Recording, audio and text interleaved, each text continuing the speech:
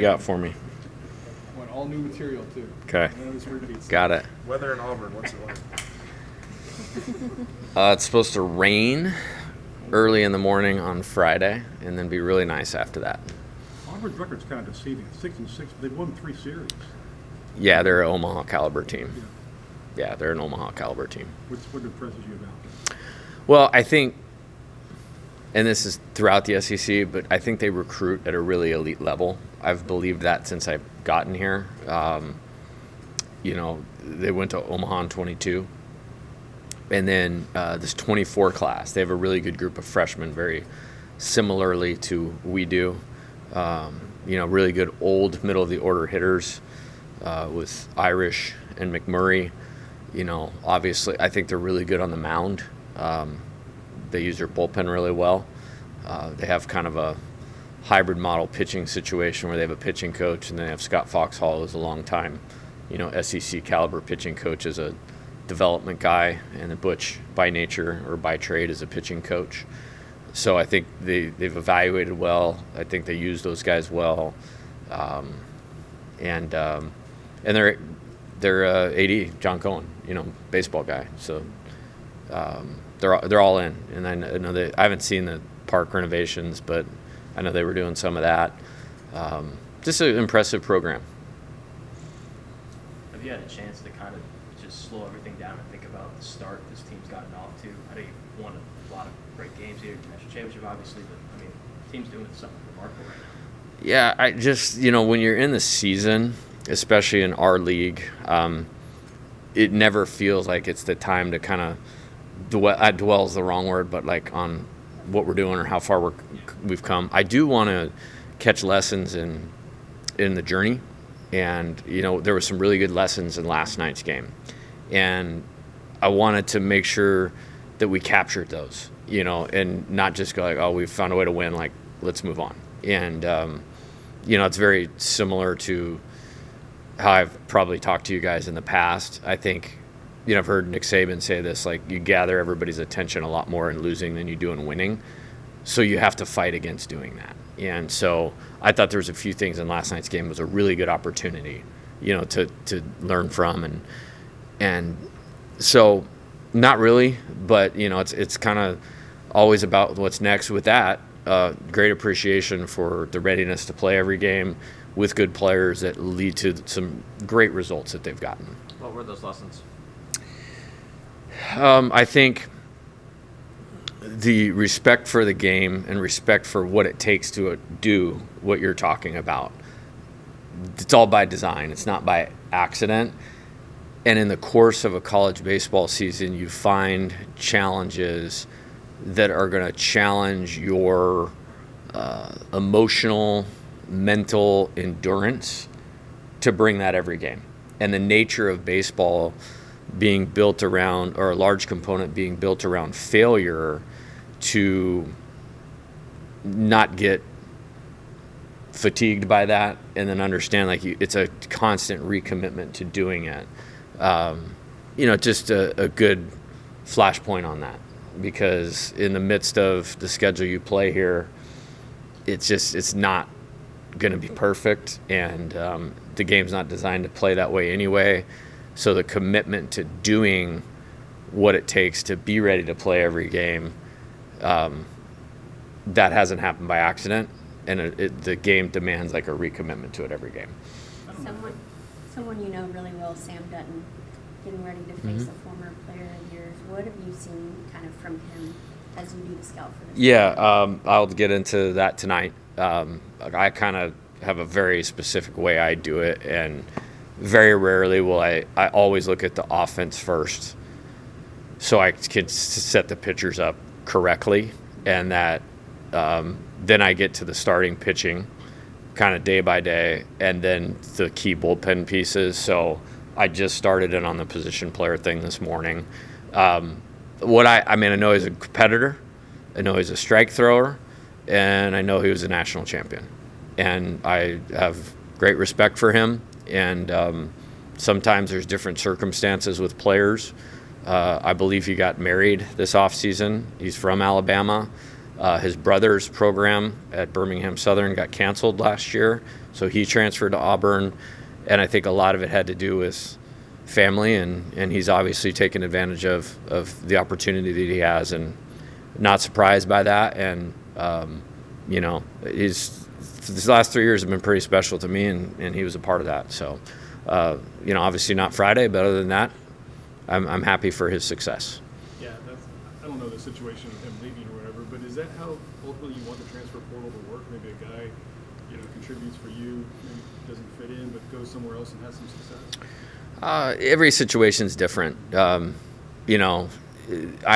I said, I really respect him, really like his family, and he did some good things here for us. And I think I mentioned this the other day. He started 2 regional championship games for us. So, he was a real part of this thing. He pitched in Omaha. Until you're in Omaha, you don't really understand what that means. And, one of the cool things about that, maybe the only cool thing about the game that we got blasted, was every player that was on the active roster played in the College World Series in 2023.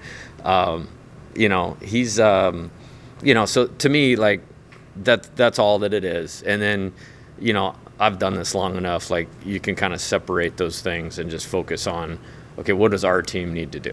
And that's what we'll do with this. Have you seen any of them? Do you know where he's improved this year? I have not. Yeah, I have not. I have the base report, obviously have the statistics.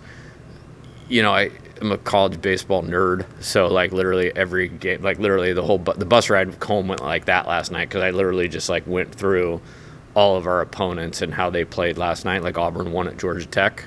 It was a great team. It's a good win. They had just swept Stanford this weekend.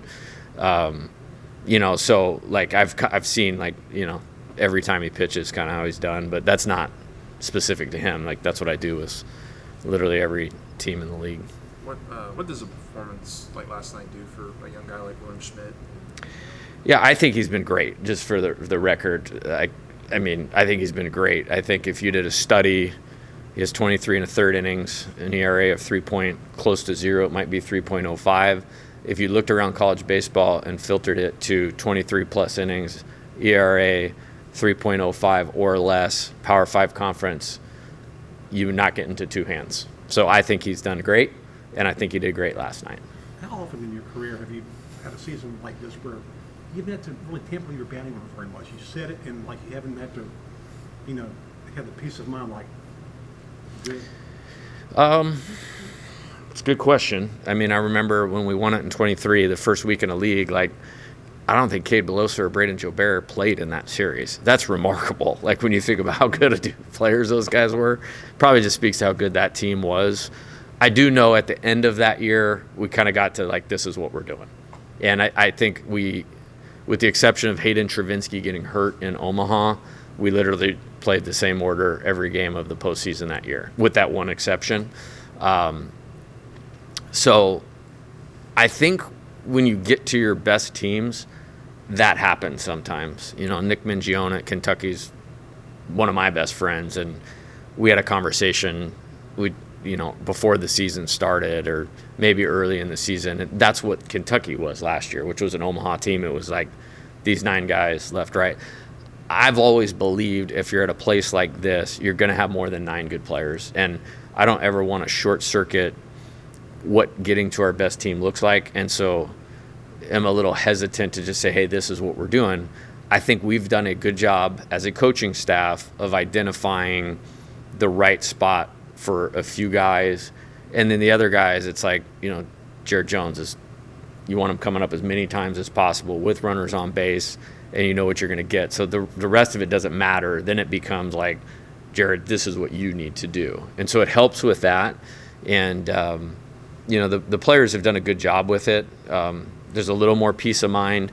But, we're grinding through it. Josh Pearson on Friday is a perfect example. He hadn't started for 3 games. We're facing a left-handed pitcher, and then he's in there and, boom, 2 homers.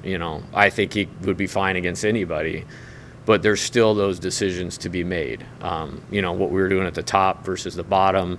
And I think the bottom of the order is a big reason this team has been really successful. Even in the SEC, even at times in 23 in Omaha, I remember in the Wake game, it's like we need one more inning, to get Dylan and Tommy back up. I don't feel that way at all. I feel like this team can score 2 in every inning. That grouping of kind of like 3 players there with the Josh, Jake Brown, Ethan Fry, and whoever of the 2 is in, it seems like they're ready, and the guy that's not. Jake, huge performance last night off the bench. Whenever that guy does get that opportunity, it's like they don't miss a beat. Yeah. What about those 3 has allowed them to have all sustained success, even when they may not be starting every single game, kind of thing?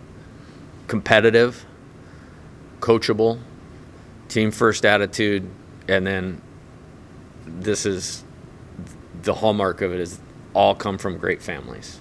And so they're not just about themselves. They're all from Louisiana, so playing at LSU really means something to them. So there's a little bit of a root in that. But they all come from good families with good values and to me, values, start with being selfless or team first attitude. And they all know what they're capable of doing. Like me going to Josh and going, hey, Jake and Ethan are going to start this game. Here's why. Here's what I need you to be ready for. He's not shook. Like I said something to, I think it was Ethan, one of the last games he wasn't in the lineup, and he's like, Coach, you don't even have to explain anything to me. So I think the trust level, coach, player, their confidence, they don't get shook by small or surface level things. And you really have confidence when small things don't bother you, and that's those guys. And last night's game is a perfect example. I mean, we pinched Josh's brother for him, and he draws a walk, which was awesome, great at bat. Jake comes off the bench, because there's the runner on first, there's an open side, so he has more room to hit they shift the infield. He actually hits it to the left side, but because they were playing pull, they don't make the play. I don't remember if we scored in that inning. I think that was the inning Derek hit the ball to the wall, but it turned the lineup over, and then we got the 5 the next inning. They're always ready for that, and that's been those 3. And I said this early in the year. Throw Ashton Larson into this too. It's like what I was going for by setting them up is 1 All-American player out of 2 players and 1 All-Conference player out of 2 players, and we've absolutely gotten that. Do you have a feel for that? Like instinctually, how do you know which one to tap when? Preparation and knowing the player and what their strengths are, and try to align that with how it fits in the game, whether it's situation, opposing pitcher, how the defensive lineup is set. It's nice you're only looking at like 2 spots, kind of to your question, but we put a lot into that. With the bunting, the success rate on some of those squeeze plays, especially, I think there's been a couple of situations with bases loaded, like the success rate necessarily probably hasn't been at the level that you want. How do you sort of approach that? Do you pull back on the bunting a little bit? Do you lean into it more and just hope you guys execute better? What's your approach to that? Practice, train, improve, whether that's throw a strike, get a bunt down. Relative to the game, it's like do its best to win the game. And if the ball goes down on a guy that's a good bunter, the game's over. And we won anyways. So that's part of it, You said you made yourself stand because you just liked him. What innate thing that you just like when you like the guy? Yeah, great athlete, really competitive at bats against really good pitching. Like I said, I probably count on one hand the guys that got multiple hits off Paul Skeens. When he was here, Chris was one of them. The ability to change the dynamic of the game offensively and defensively on the bases, those guys are few and far between in college baseball. And then, just enough ability where we felt like, hey, if we could get our process into him, we could create a really good offensive player. And Chris deserves all the credit for that. The work that he's put in, all the credit. But he's super coachable. And then, he's, he goes and runs a ball down at Oklahoma on Friday night. That's like the value of hitting a 2-run homer.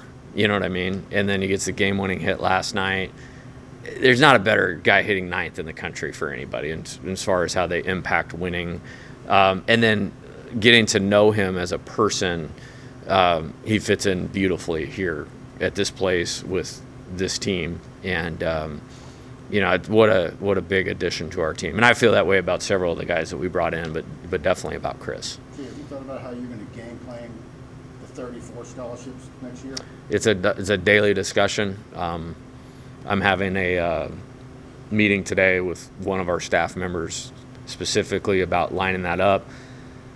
There's so much going on in the midst of the season, but like, did I see something like they didn't approve so I'm still standing. I don't know if I have 11.7, 34, 30, 25, 20. We still don't know, which is crazy. But we'll figure it out. And you have to be there by December 1st, so can you have a certain number in fall ball and then I heard something about a 38 to 34, but I don't know. I'm for if that's how it is, I'm for the fall cap and all of that. We always try to run pretty close to the roster size. It's very hard to do with the draft and not knowing, and the draft being a month before school starts here. It's not like a semester or a quarter school where they start late September. It's tough timing, and then you throw the portal into it. The toughest time of the year is last day of the season until your roster is set. And I know a lot of basketball coaches are going through that now, but they're doing it for 12 players, 15. Was there any internal feedback from other coaches around the league about it? Yeah, but I'm not the guy in this league that's pounding my fist on the table about anything. It's tell me what the rules are, and LSU will try to use those rules to be the best team we can be and show up and go.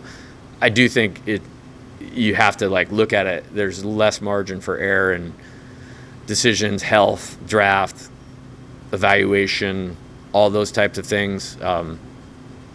We'll probably, this is not a final, we'll probably only play 55 games next year because you have to reimagine the fall a little bit because the injury thing will carry a bigger deal. And thinking about kind of the pace of the schedule that we played with 5-game weeks back to back and then into SEC play and then, being on TV as much as everybody wants LSU on TV, you have to look at that carefully. Is it 3 catchers or is it 2 and your third guy plays a different position?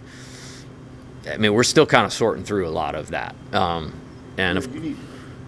that the goal, is maybe find dual role players? I think so, yeah. The two-way thing is super valuable, and I'll lean into my experience in the past. Now we haven't done it here because of the nature of the guys that, best pitcher on the planet, and then Case and Evans is really, really good. So it's I have to look out for those guys and their best interest. But whether it was Bobby Dahlbeck, Cal Stevenson, Alfonso Rivas at Arizona, it's 3 big leaguers that were two-way players. So I've always liked it. It's just really hard to do here. It's really hard to do. And the guys we got, they're training for the gold medal of getting to the highest possible level, and the competition for that is so fierce. Splitting your time is really, really hard. But if you can get one, you do it. I was talking to Coach Herring last night, and we were talking about that and the importance of a player that can do both for them. And when I was at Nevada, San Diego, I really felt that way. Just has to be the right guy. Who's the last best two-way player at LSU? Yeah. Yeah. But he was really pitcher. How long ago was that? 09. Yeah. Yeah. Let's get one. You guys, let me know who the best two-way player is. Yeah. Let's get one. Yeah. You ruined Skanes' chances two-way. So. I know. I really messed that guy's life up. Back to Schmidt for a minute. The guys describe him as a personality, right? Yeah. How much of that has helped him kind of, not know what he doesn't know? Yeah, I think that would be – I don't agree with that. I think he's super aggressive and super confident. Again, if you have confidence, small things don't affect you negatively, and that's what I would say about William.